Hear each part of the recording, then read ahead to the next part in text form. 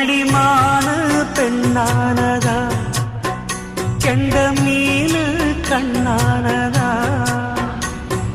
பூமுடிச்சு பொட்டு வச்சு புன்னகையில் தேன் தெளிச்சு பக்கம் ஒரு சொர்க்கம் வருதா.